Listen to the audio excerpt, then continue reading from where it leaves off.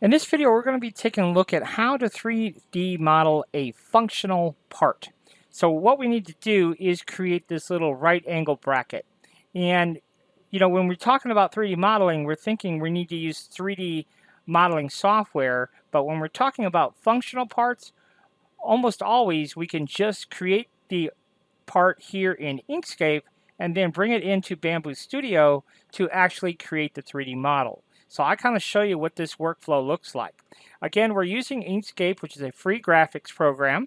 And what we're going to do here is we're going to draw out a rectangle here. Now, I don't know how big this bracket's supposed to be, so I'm just going to make my bracket 3 inches. Okay, so we're going to resize this to 75 millimeters. That's roughly 3 inches.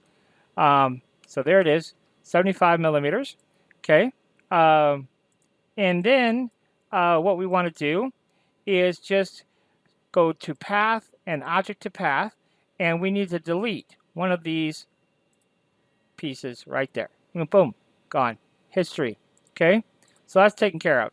And then if we look at this bracket here, you can see it has this flange, and these have a little 45-degree cutout here. Now they don't want any of the holes, but they do want this little black area cut out. Okay, so what we're going to do here is we're going to select our shape, and we're going to go ahead and create our little flange here. So we're going to just draw out a rectangle. Now I don't know exactly how tall that flange is supposed to be, so I'll just make that up too. So we're going to make that, let's just make that, trying to think here. Let's make that 3/4. So let's make that 18 millimeters. Okay. So that's what we'll do. We'll make it 18 millimeters. So we'll go ahead and move that back down, and then we could stretch it out here. Okay.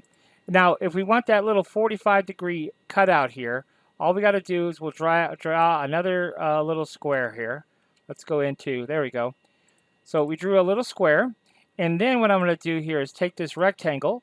We'll go path, object to path, because a rectangle is not a path. A rectangle is a rectangle. Okay, so now we can just delete that note there. So you see, we just added that little 45 corner there. So now we could just move this over here, and we'll do the exact same thing. We'll position it here, double click on our original rectangle, add a node, double click by adding a node, and then we'll snap it right there, come down here, there, and we will delete that there. And there we go. So now we've created our little flange piece. Okay.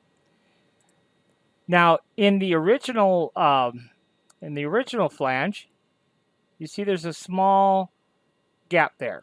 So let's just go ahead and create that. I don't know if that's truly what they want, but let's just say it was. So we're just going to pull it back a little bit there. Okay, so now that will create the gap there. So now we'll duplicate this. We will select it, we'll kick it around here, and then we'll snap it right back into place here. Okay, so that we want it right there. Okay, so now we've got that. That will help us visualize this a little bit better. So I'm going to select all of those pieces, and let's come over here to transform. Okay, and we're going to rotate 45 degrees. Okay, so there we go. And then we're going to just take our rectangle tool again, and we're going to create a rectangle. Now, we don't know how big this cutout's supposed to be because it wasn't dimensioned. So we'll just eyeball it here, okay? And if we want to, we could select both of those things, and we can align them to the horizontal centers. But then I'm going to take my orange and shift-click on my red, and we'll choose Path and Difference. And there we go. There is our corner bracket. File save. That will save our corner bracket as an SVG file. All right. Now, I'm not saying that this is the most proficient way of creating this functional part, but this is a way with very, very limited skills. I think anyone that can work a graphics program can follow along with that part of the mission pretty easily. So now we'll hop over to Bamboo Studio and we'll import the artwork that we just generated. So we'll come and there's our corner bracket, and there it is. Now it comes in automatically 10 millimeters thick, which is a little thick for this bracket. So we're going to back that off to maybe 4 millimeters, something like that. Okay, so that's a little bit better. And then what we'll do is we'll rotate this whole thing 45 degrees in the Z. I think that will be the easiest thing for us. And then what I want to do is I want to take this, right click, and split this to objects. So now each one of these are its own separate object, which is what I wanted. And then what I'll do is I'll take this one and we'll rotate it in the green direction, 90 degrees. And then we'll take this one and rotate it in the red direction, 90 degrees. Okay, so now everything is oriented properly. You see that there? Everything's oriented in the proper way. Now, what we could do here is measure how far this distance is. But to do that, I'm just going to go ahead and select all the parts and then right click and we'll choose merge again. Okay, so then I'll select that. I'll go to my measure tool and we'll measure how far it is from this point here. Let's see if we can get this figured out here. So I want to know how far it is from that point right there to this point right here. That's what I want to know. And you can see it's 3.5 millimeters. Okay, 3.5. And now why is all this important? Well, the reason this is important is because in Bamboo Studio, there's no way to snap things to one another. So we can't snap this part to this part. Now that's probably coming someday, but we don't have that luxury right now. In 3D modeling software, we have that luxury, but we don't have the luxury in Bamboo Studio, so we have to use our brains. So what we have to do is take that part, this part right here, and we have to look at it. So we want to look at the world coordinates. And what we have to do is we have to take the existing X in this case, because we want to move it in the red axes. We have to take the existing X and add 3.5 to it.